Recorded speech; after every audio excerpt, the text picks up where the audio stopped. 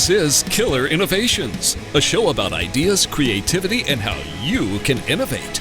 Welcome to the Innovator's Garage, where you learn to create your next game-changing killer innovation.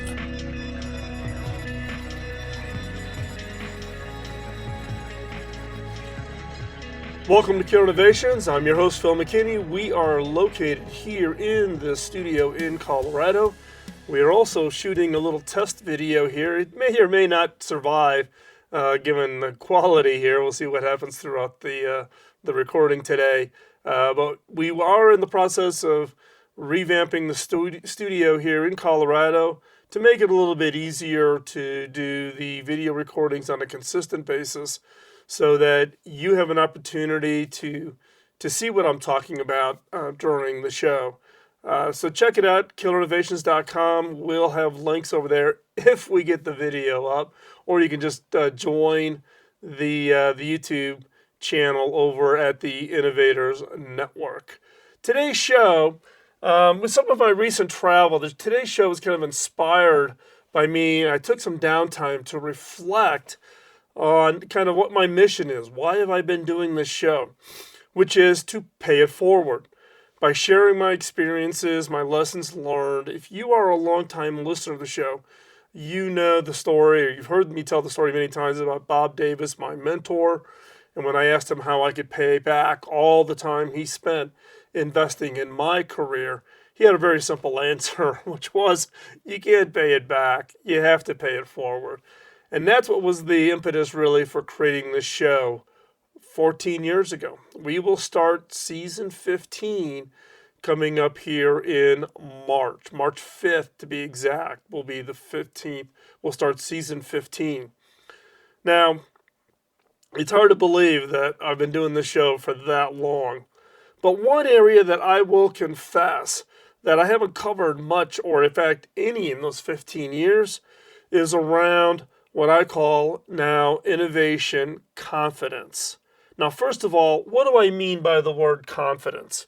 Confidence is a feeling of self-assurance arising from our own appreciation of our own abilities. We have confidence in our ability to do certain things. Like if you're a new parent, you don't have a lot of confidence in the first child. By the time you have the second child, third child, beyond, your confidence is increasing because you're self-assured in your own abilities. Now, when we narrow that definition specifically to innovation confidence, what is it I mean? What I mean is the self-assurance arising from one's own innovation abilities.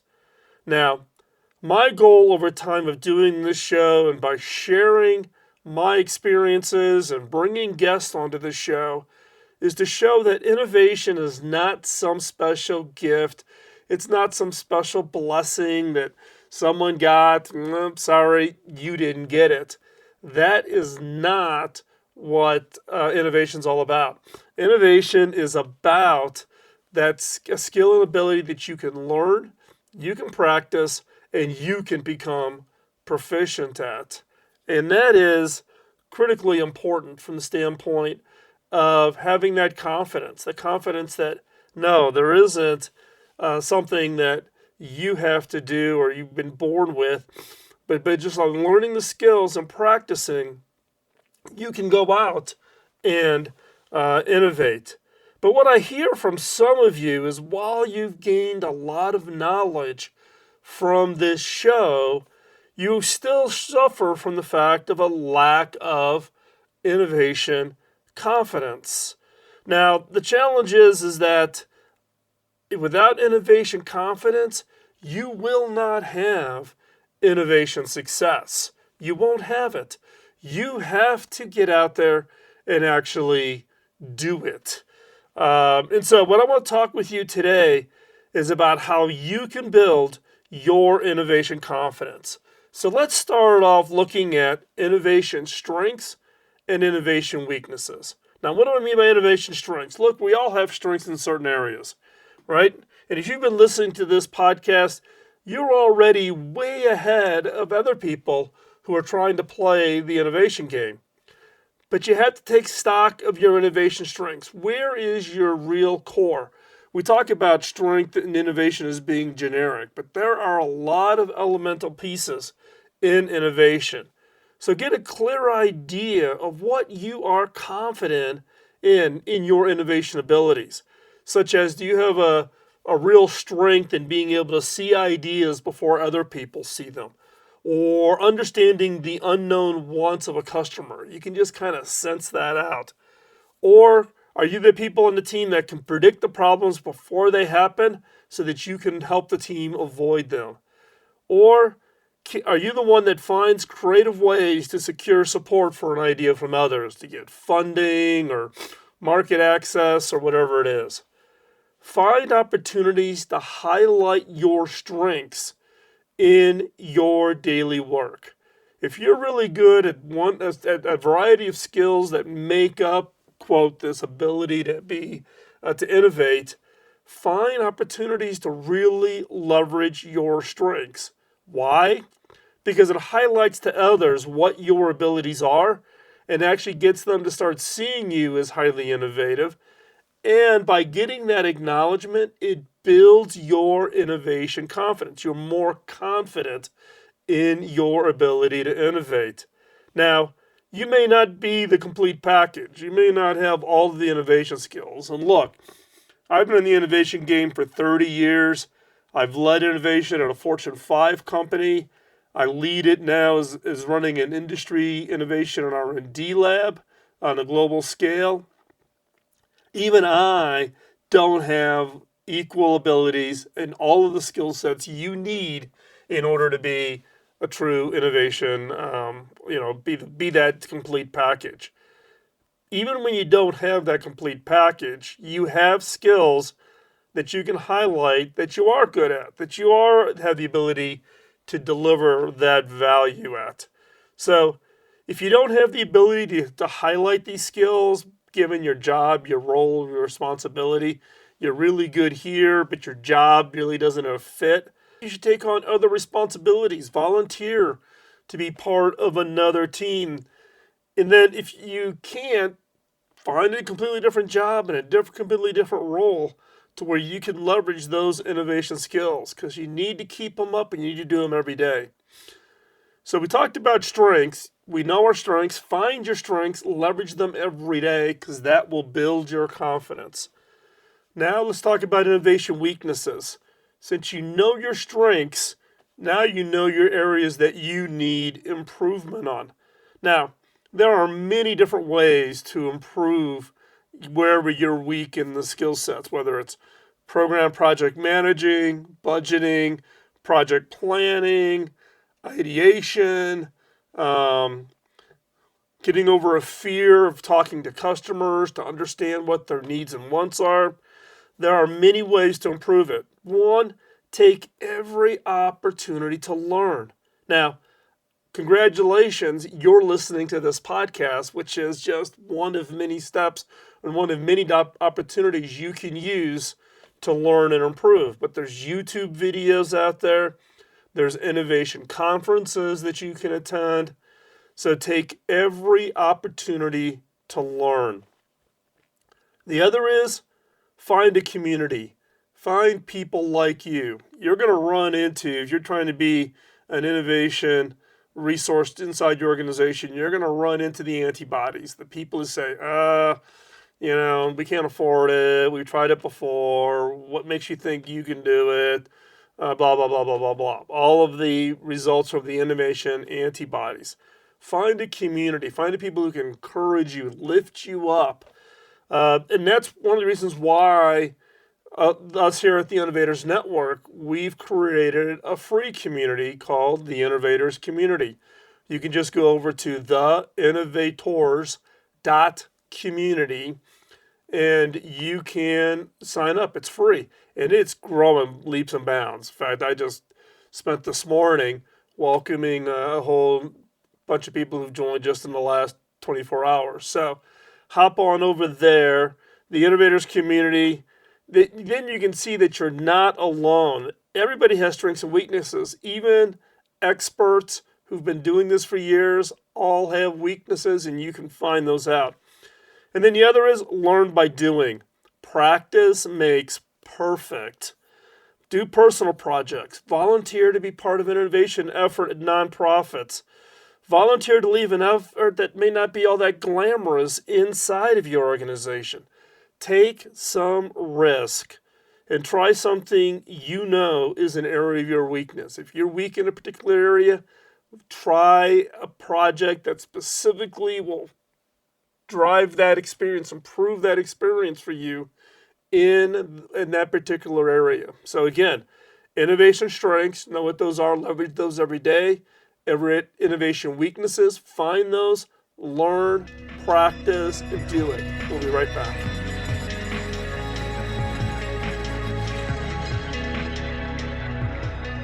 Welcome to Killer Innovations. We are back for segment 2, continuing our conversation on how to build your innovation confidence. Now, as I shared before in the first segment, we talked about innovation strengths and innovation weaknesses. But building on that, what I want to talk about really is how to improve that really can improve that innovation confidence. We talked about it in the weaknesses, which is go out and volunteer and do something and try to do something. So I'm going to give you a daily exercise here. This exercise is do one thing that scares you every day. So every day, I want you to go out there and do something that just terrifies you. If you have a hard time, for instance, going out and talking with customers and interviewing them and finding out what their needs or wants are, go out and talk. Now, you'd be pretty surprised. I do this radio show. I do a lot of public speaking. I meet a lot of you when I'm on the road. You take your time to come and meet me wherever I'm at in the cities around the world over the last 14 years. And what you would be surprised to know is that I'm actually more of an introvert than an extrovert. When I'm on stage, that's one side of me. When I'm one-on-one with people, I get very nervous. And when I'm at networking events, you'll typically find me in the corner hiding, looking at my phone. So what I had to do is I had to get used to talking and understanding customers. And I did this by standing in Best Buy stores all the years I was CTO at HP, and I would watch customers buy our products. And then if they looked at our product but bought a competitor's, I'd actually force myself to walk up, hand them my business card, and ask them some questions. I had some predefined questions and some information that I was specifically asking for. The first time I did that, it was absolutely terrifying. But then I found out that people are generally nice and they're willing to share information with you, and I actually got into it. So here's your exercise. Find something that scares you, that totally terrifies you, and go do it every day. That will build that confidence that you can get over whatever that fear is that's holding you back. And fear is one of those things that will drag down and have a negative impact on your innovation confidence. So by getting out of that comfort zone, you can face your fears. Now, what does fear really mean? F-E-A-R, false evidence that appears real. False evidence, things that we get our brain wrapped around, we think are negative and appears real, meaning we'll manifest it and think that it's right here, it's going to come and have a huge impact on us. We have to get over that fear. It's false. We tend to over-exaggerate, overblow the impact that we are going to have from going out and trying something new. So the exercise to build your innovation confidence is the one thing that scares you of all the skill sets that you need to be a top innovator. Find those and do it every day to get over that fear, and that will help build your innovation confidence. Now, as I talked about in the case of false evidence is that kind of negative talk. So that's another step to building your innovation confidence, which is silence your inner critic. Some of the harshest comments that we can tell ourselves are worse than anything we would hear from out in the public. and that's that inner voice. We tend to be much more negative on ourselves than people outside looking at us, right? We always have a more negative view of ourselves than the world has of us. So if you struggle with just generally low self-confidence, there's a possibility that your inner critic has become overactive and inaccurate. I talk about this in my TED Talk on imposter syndrome. So if you haven't listened to that, you can just go over to YouTube and search for Phil McKinney TED Talk or Phil McKinney imposter syndrome in the film. Or you can find it over in a blog over at philmckinney.com. And I actually played it as one entire show, so you could hear the whole talk. But I talk about that negative talk and that ability that we've convinced ourselves that something is true when it's not. And look, you're listening to this podcast, which means you're already have learned a ton of stuff about innovation, creativity, leadership skills, right? So check to see if your inner critic is just flat out wrong. Just flat out wrong. Ask yourself, what evidence is there that supports it that I'm a failure, that I'm not very good at innovation, right? Is it something you just said in your head? Or, more likely people around you see you as highly innovative, but we're being self-critical because I'm missing this ability and I've never done this kind of a project, or I've never had a successful XYZ, whatever it is. Don't let that inner critic. So to build that confidence, silence the inner critic. Absolutely critical. And next I want to talk about is track your success. Look, there's two sides to everybody's story. While you may lack innovation confidence, I'm sure that if I asked you, you would be able to point to some innovation successes. Keep track of your successes. I keep mine in one of my mini Moleskine notebooks, and I've got one right here next to me while I'm recording this show. This is a brand new one for the upcoming year. January 1 is coming. I tend to like to group by year. This is also my idea notebook. It's a very specific kind of moleskin that I have found works incredibly well. And in fact, I'll try to remember to post a link to this particular style of moleskin over onto the show notes over at killinnovations.com, and you can click through and check it out and see if it might happen to you. It's actually the notebook we hand out now to during the Innovation Bootcamp courses to everybody. Track your successes. Now, like I said, I keep mine in my moleskin notebooks, and when I need to remind myself of my experiences or how far I've come, I just go back through them. I've got literally Tupperware containers full of these. Another idea is to keep a file of all the emails from the boss and others congratulating you on your successes. In addition, thank you letters, praises for well done work. And here's a bonus. If you keep those emails, if you keep those thank you notes, you keep those letters, they're helpful when you're starting the new job. So again, do one thing every day that scares you, silence your inner critic, and track your successes. With these, you're starting to build that innovation confidence. We'll be right back after this break.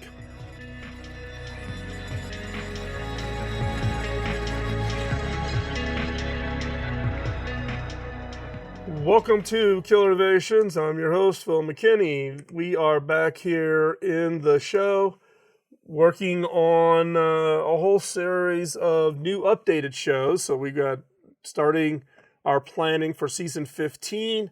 And if you've got a show idea, hey, why don't you hop on over and Killer Innovations and leave us a note, or better yet, over in the Innovators community, which is where I'm spending most of my time these days. You can just private message me and we'll chat, and you can give me some show ideas. But let's wrap up today's topic. Today's topic is how to build your innovation confidence. We've covered it in the first two segments. Let's continue on. This is the last suggestion on how to build your confidence. And it's one that I specifically put at the end of the show to really emphasize it, and that is train like you mean it. Train like you mean it. In the military, there's a saying that goes something like, the more you sweat, the less you bleed, which means the more you train, the harder you train, the more time you spend in the training, then when you are in the field, the less likely is that you will get injured. So the more you sweat, the less you bleed. So are you training at that level? Now, I'm going to take a guess and say you are probably not training to that level. Right? Now, some people believe that you need to put in a minimum of 10,000 hours to become proficient, to become highly skilled in some area. Do you know how many hours 10,000 hours is? That translates to 4.7 years of working 8 hours a day, every day, doing nothing else. Not doing your expense reports, not getting onto an airplane, not chit-chatting with your cube mates. To put 10,000 hours in of heads down learning and practicing, that's 4.7 years of working 8 hours a day, every day of a year for 4.7 years. Now, are there ways to compress that kind of training to learn something new? And yes, there is. If you're a follower of Tim Ferriss, Tim has this whole approach on how he can do accelerated learning when he wants to go learn something new. The military has another example, which is Navy SEALs training. Now, Navy SEALs training is designed to put people through very intense training so they gain the full experience and learn to do when the opportunity presents itself. They train incredibly hard with every kind of scenario, every kind of challenge, every kind of activity that you could think of. So how do you create that same kind of intense training when it comes to innovation? One way is to attend experience-based training. And this is specific, experience-based training. It's not about, book theory or talking head. You're going up, you're sitting in a chair, and you're with 500 people, and someone's clicking PowerPoint slides. That is not what I'm talking about. I am a firm believer that to build confidence, you need to create experiences. And in some cases, it needs to be intense experiences. So, what am I talking about? There are a few programs out there, such as executive certificate programs at major universities. I did one a number of years ago at MIT. I've done them at Harvard. I've done them at Stanford. I've taught at Dartmouth. I used to do a regular semester course at Columbia School for Entrepreneurship. The D School at Stanford, I used to teach a master class at. You can get these kinds of very intense, concentrated, very focused programs. Now, one course that I teach is called the Innovation Bootcamp, which I teach maybe 2 to 3 times a year because the preparation for this course is unbelievably intense. Now, I've been teaching this course for nearly a decade now. And in most cases, it's a closed course, meaning that it's only really available to the organizations that I'm teaching it for. So at HP, only HP employees could take it. However, courses now that I'm taking periodically will be an open course to allow people from any industry to come and participate. Now, in my case, this is a 4-day course, 12 to 16-hour days. The course takes the students through the entire process, the entire framework, which we call FIRE, focus, ideation, ranking, execution. And it's not just that they learn it, but they do it. They experience it. They actually live it. They have, we take a theme for the boot camp, and we've done things like aging in play, smart cities, a whole wide range of it. And we actually have people who are expecting extremely high quality output as a result of that. And some projects out of the boot camp have actually got supported and have gotten funded. So this is a very intense 4 days. Now, I created this course out of just sheer necessity in order to train my teams at HP. And it continues. Now, there are others that are out there. Just make sure that the course and the instructors deliver on creating the innovation experience. Not just, here are the 12 steps to run a brainstorm, and here's 6 sources for ideas, and here's how you create a project budget. No, do it. You want the experience. You want that intensity. You want that pressure. That's where you can accelerate your learning. Otherwise, go spend your 4.7 years and get your 10,000 hours in. If you want to accelerate, like what the Navy SEALs do and other organizations to accelerate the learning of their people, you need to create that kind of an experience. And the other way to accelerate learning faster than the 10,000 hours is to find others who have done it and learn from them, such as joining the community. So you can hop on over to the innovators.community. It's where I hang out pretty much all day long. But we've got people who are leading innovators at Fortune 100 companies. We've got entrepreneurs who've had great success and sold their companies. We've got college students who are coming in to learn. We have all walks of life, people who are highly experienced and people who are new, wanting to build up their innovation skills, their innovation confidence. The best way to do that is to hang out with other people who are into innovation, and you do that over at the innovators.community. So check that out. And by the way, membership is free, so it's not costing you anything, but you get to plug in. And I'm telling you, this community has grown by leaps and bounds, and you want to check that out. And so that kind of wraps up what you need to build your innovation confidence. I got one word of caution. Maintain a balance between confidence and overconfidence. A little overconfidence will allow you to step out and try something you've never been doing. It gives you that little bit of extra oomph to say yes when the boss asks you to do something and you have no idea how to do it. But be careful. Know what is a reasonable level of risk. Ask yourself, what would happen if I fail? I'm trying something I don't know how to do. And then, how could I ensure that any failure is recoverable for the team and the organization? Have that plan B if you trip up.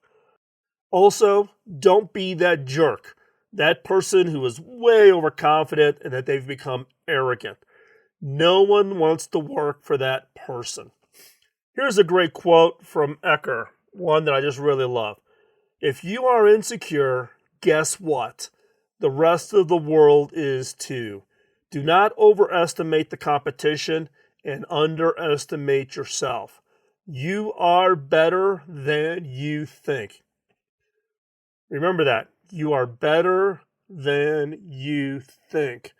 And again, if you haven't listened, hop on over, listen to my TED Talk on imposter syndrome, and that plays out in the innovation space in spades. Trust me. We'll be right back with a new episode of 5 Minutes to New Ideas, a segment that will kickstart your creativity and ability to innovate. Use these 5 minutes new idea episodes as your exercise. 5 Minutes to New Ideas now is also its own standalone podcast, making it easier for you to share with others. You can subscribe wherever you get your favorite podcast. We'll be right back.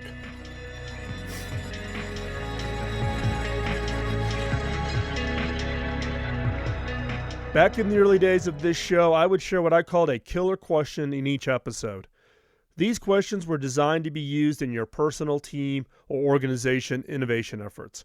Now, based on feedback from listeners like you, we've decided to bring it back with some improvements. Each episode of the Killer Innovations has a segment that I'm now calling 5 Minutes to New Ideas. They are designed for the creative mind looking for that next great idea. Each episode will challenge you to think differently about your business, your products, your services, and yourself by asking unique, funny, and sometimes crazy questions. These questions are designed to force you to look beyond the obvious and to uncover those ideas and opportunities you never before considered. So, get out your notebook and be ready to uncover that game-changing idea. Here is 5 Minutes to New Ideas.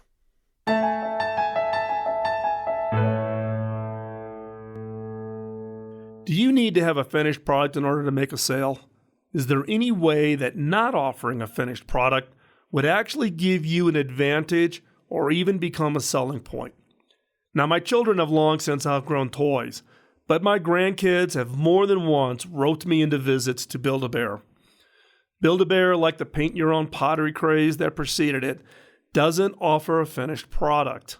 In fact, the whole selling point is that you create your own customized product in store. These types of businesses are offering a dual product, both the end result, be it a stuffed animal and a personalized costume, or an I Love Papa coffee mug and the chance to create something without taking responsibility for gathering materials or cleaning up the mess it generates. A stuffed toy may feel like a low-risk product, but children's fads can be as fickle as an adult's. Just ask any parent. Once you start adding the layers of design, complexity to a toy, clothes, accessories, pre-recorded sounds, you risk creating something that misses the mark with your target audience. Build-A-Bear's strategy is very clever in that it allows them to keep components rather than finished products as inventory. They never have to run the risk of being stuck with 10,000 astronaut bears the week after the last Pirates of the Caribbean opens. There are 2 points to take from this. The first is that these companies are reducing their risk of having a stockroom full of briefly popular products that they now can't sell. The second is that they are able to charge their customers a premium for the pleasure of assembling the final bear. They've been able to persuade their customers that down is up. They don't offer a fully finished product for sale, and if you do want their product, you will have to assemble it yourself. That is absolute genius. Home bakers have experienced a similar shift in how they make a product. For example, a birthday cake. When I was a kid, my grandma would make me a birthday cake from scratch every year. The cake cost maybe $1 in commodity goods. Now, when she passed away, my mom took over the job of making my cake. She would go buy a cake mix, add an egg, some oil, and some water, and that was it. Of course, that cake was more expensive because of the convenience factor of having a pre-made cake mix, but you still had to make it yourself. There's a relationship between the amount you're paying and the experience you're getting with these products, and it's more than just simply convenience. Manufacturers have to walk a thin line between making a product so easy that it feels like cheating and so complex the user sees no value in the supposed convenience. When cake mixes first came out, they were really simple. All you had to do was add water. But people making these cakes didn't like it because it felt too easy, like they hadn't contributed anything to it and couldn't claim any pride in making the cake. So cake mixes were altered to require a fresh egg as well, and the products took off. If you want to build this kind of emotional connection with your customer, you need to look at how you can offer them a creative, I did this kind of an experience. There's also a positive customer experience in being able to feel a sense of personal pride in something they've done for themselves. Can you give them an opportunity to take ownership over the construction process? Look at ways in which you can add real value for your customer while simultaneously giving them a less finished product that then reduces your cost to manufacture and to ship that product. Can you give them the chance to say, I did this? So, can you create an on-demand version of your product? While this sounds easy, it requires you to dissect your product or service and ask yourself, what benefits would you get if you were able to sell your product such that the customer assembles it? Could assembling it be pitched as a learning, bonding, or more authentic process? And could you increase the perceived value and hence the cost of your product by emphasizing its real-time availability? It's not always about the finished product, By embedding an experience that solicits a "I did this" feeling, you could be the one to launch that next on-demand craze. I'm Phil McKinney, and thanks for listening.